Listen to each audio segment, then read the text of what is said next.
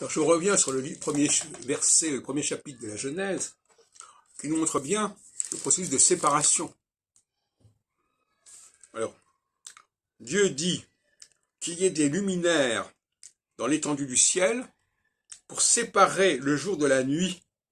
Ils serviront de signes pour marquer les époques, les jours et les années, ainsi que de luminaires dans l'étendue du ciel pour éclairer la terre. Ça veut dire quoi? Ça veut dire que il ne s'agit pas simplement, il s'agit de séparer. Le chapitre 1, constamment, est dans la séparation. Il faut séparer le haut du en bas, voilà. Qu'il y ait une étendue entre les eaux pour les séparer les unes des autres.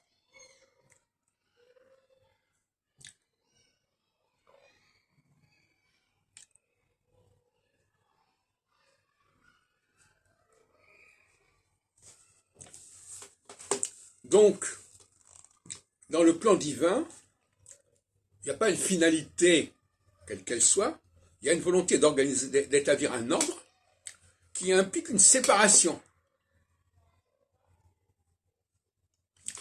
Séparation, c'est-à-dire que le projet de la création est dès le départ marqué par le processus de séparation et par le fait de marquer la séparation. Les marqueurs, le mot marqueur est utilisé dans la traduction française, je n'ai pas l'hébreu sous les yeux.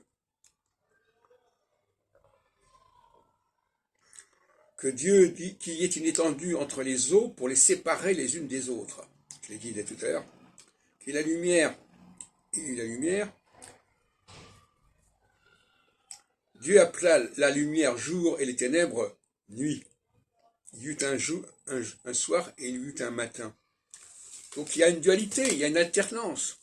Tout le discours de la Genèse, le premier chapitre de la Genèse, c'est le discours de l'alternance et de la séparation. Mais ce n'est pas le discours de quelque chose qui s'arrête, qui est terminé. Dans le système en question, rien n'est terminé, tout reprend. De même que toute séparation est quelque chose qui appartient à une cyclicité.